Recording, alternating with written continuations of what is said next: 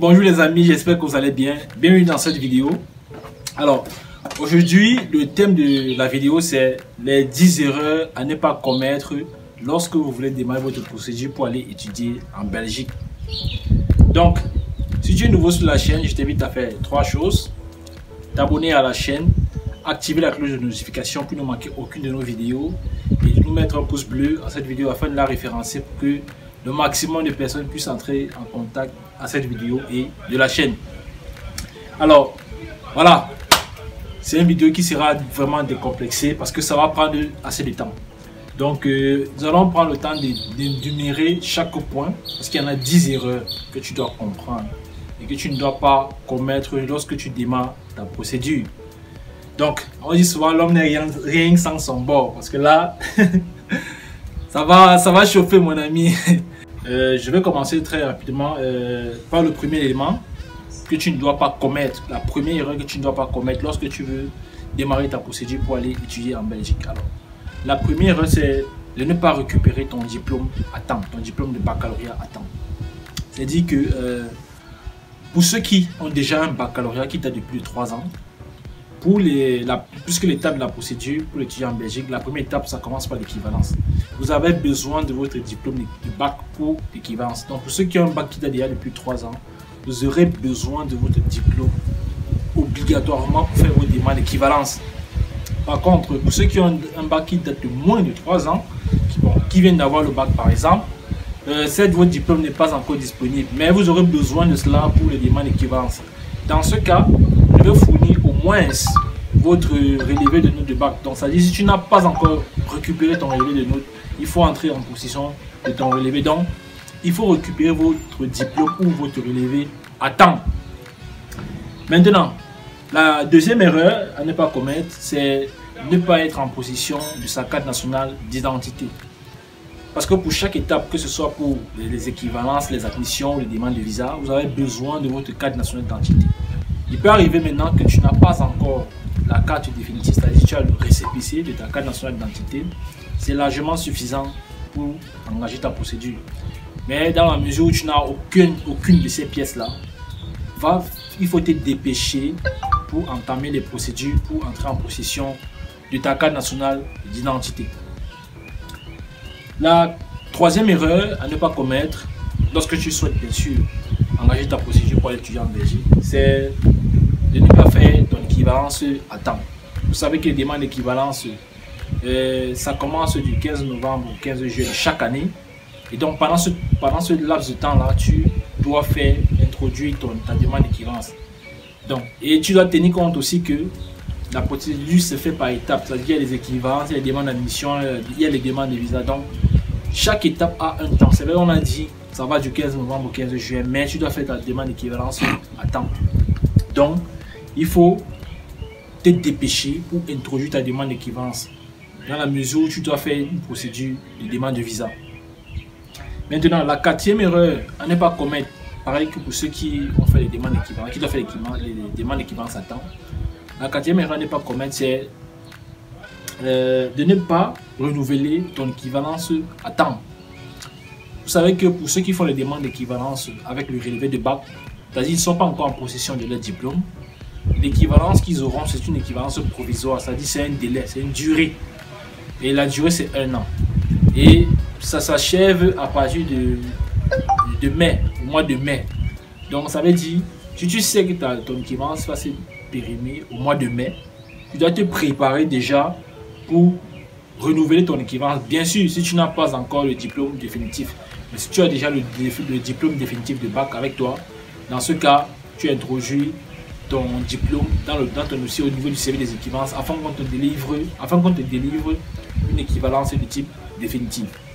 Maintenant, la cinquième erreur à ne pas commettre, c'est de ne pas bien choisir son domaine d'études. Voilà, ne pas bien choisir son domaine d'études. Vous savez que ici, il faut faire très attention parce que pour les étapes équivalence admission, vous savez que en Afrique, les études ne se font pas comme à l'étranger. Ici, c'est que tu viens d'avoir ton bac, tu peux décider de faire tout ce que tu veux comme filière, comme formation. Tu peux décider d'aller faire ce que tu veux. Mais en Europe, ça ne se passe pas comme ça. Ce que tu as fait au secondaire, c'est la même chose que tu dois faire au supérieur. C'est-à-dire, ça peut être une continuité de tes études, comme ça peut être une réorientation, mais toujours dans le même domaine. Mais tu ne peux pas faire un autre domaine en dehors de ce que tu as fait au préalable. Et dans la mesure aussi, tu dois être capable de justifier que ce que tu vas faire, c'est une continuité et non un changement de filière radical, parce que ça va te clouer pour ta procédure. Donc c'est une erreur que tu ne dois pas commettre.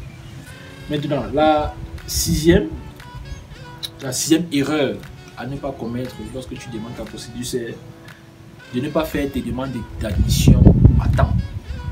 C'est de ne pas faire tes demandes d'admission à temps.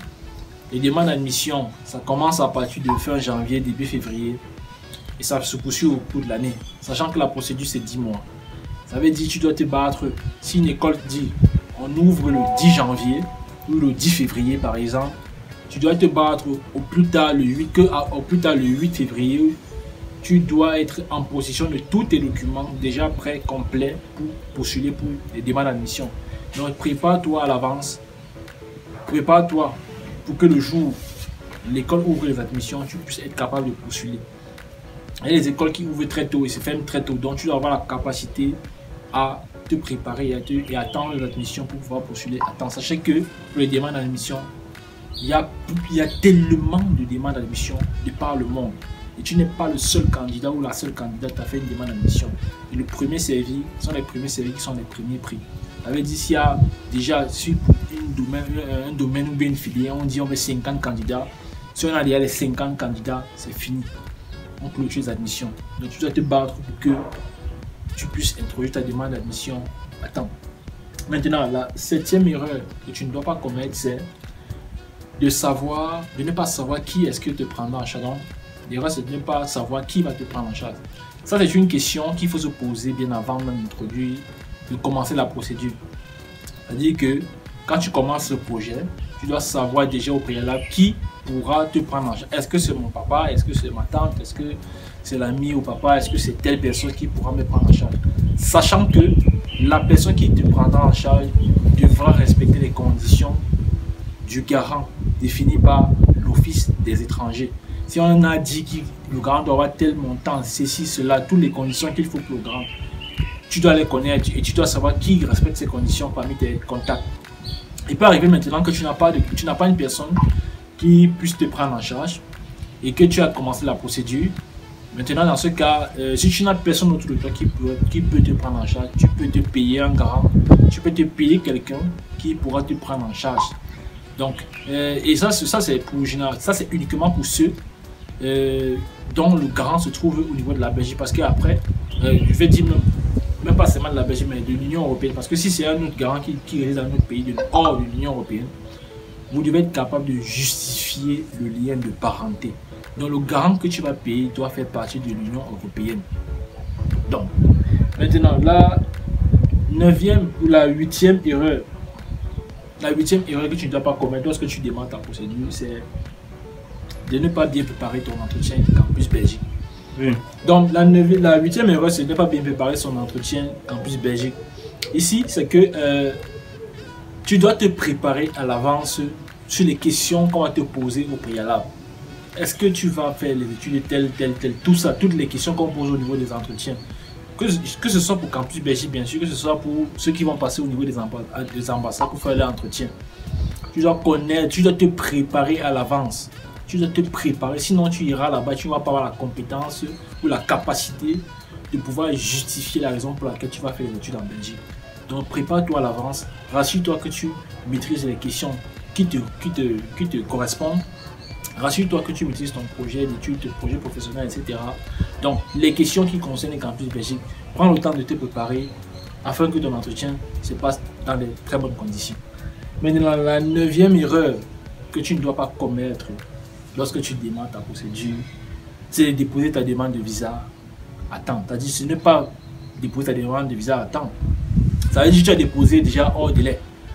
Maintenant, qu'est-ce que l'Office des étrangers dit? Ils disent que les demandes de visa se font au plus tard le 30 juillet de l'année. L'année en cours, tu fais la demande, tu es en train de faire ta procédure. Donc, tu dois te battre pour avoir l'admission. avoir les équivalences et déposer ta demande ta demande de visa au plus tard le 30 juin. Peu importe les conditions, les situations que tu as eues pendant la procédure, tu dois déposer ta demande de visa dans ce délai-là. Donc, puisqu'ils disent dans leur règlement que les traitements de demande de visa vont de 48 heures à 3 mois, ça veut dire si tu déposes ta demande de visa, tu as un délai de 48 heures de réponse ou de maximum 3 mois pour une réponse de demande de visa, c'est-à-dire pour un refus ou bien pour un accord. Et donc, tu dois donc déposer la demande de visa à temps. Que ce soit pour... C'est pareil que pour les demandes d'admission. Hein. Ils sont les premiers arrivés qui sont les premiers à être servis. Ça veut dire que les premières personnes qui déposent les demandes de visa sont les premières personnes qu'on va traiter. Et au fur et à mesure que les étudiants déposent les demandes de visa, il y a plein de personnes de par le monde. Ce n'est pas que les Africains qui vont étudier en Belgique.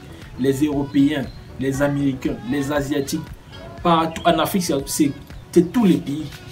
Tout le monde souhaite aller étudier en Belgique et pour des raisons très très positives. Donc, toi qui sais que tu n'as pas les moyens et tout ce qui vont avec, tu dois te battre pour faire ta procédure à temps et déposer ta demande de visa à temps. Maintenant, la 10e erreur et la plus importante dans cette procédure, et avant même de commencer ta procédure, c'est d'abandonner tes études pour la procédure. Ça, c'est une erreur à ne pas commettre du tout. La plupart des personnes se disent que, surtout pour ceux qui ont fait la demande de visa, déjà, qui ont fait une demande de visa l'année dernière ou une année, et ils n'ont pas eu, parce qu'ils étaient en cours, ou bien parce qu'ils étaient inscrits dans une université ou dans une école, et c'est l'année où ils décident maintenant d'introduire leur dossier, ils décident d'arrêter les études parce que voilà, ils se disent je serais mieux concentré pour ma procédure, donc dans ce cas-là, j'ai toutes mes chances pour pouvoir valider. Sache que ça, c'est une grave erreur. C'est une grave erreur parce qu'il faut être capable de justifier l'année en cours. Il faut être capable de dire que cette année, je fais tel. Et le fait de dire je suis inscrit dans une école, c'est une raison très importante. C'est un plus positif, extrêmement positif pour ta procédure de dire que tu es inscrit dans un établissement ou dans une université. Donc, n'abandonne pas tes études. Si tu es à l'université, si tu es inscrit dans une université, ou bien si tu viens d'avoir ton baccalauréat, et que tu souhaites t'inscrire dans une université et que tu souhaites démarrer la procédure pour l'étudiant en Belgique, alors va t'inscrire dans l'université et n'arrête pas tes études parce que tu dois faire ta procédure. Non, il faut étudier, il faut avoir des stratégies, il faut avoir un plan d'action pour la procédure. Parce qu'il y a un temps pour faire certaines choses. Tu dois avoir la capacité à faire le discernement et à savoir ce qui est important pour toi. Donc, c'était là en gros les 10 erreurs à ne pas commettre si tu souhaites entamer ta procédure pour aller étudier légalement en Belgique. Donc, je te remercie d'avoir regardé la vidéo. N'hésite pas à t'abonner à la chaîne, de mettre un pouce à cette vidéo, d'activer la cloche de notification afin de ne manquer aucune vidéo. Merci d'avoir regardé la vidéo. Ciao, ciao.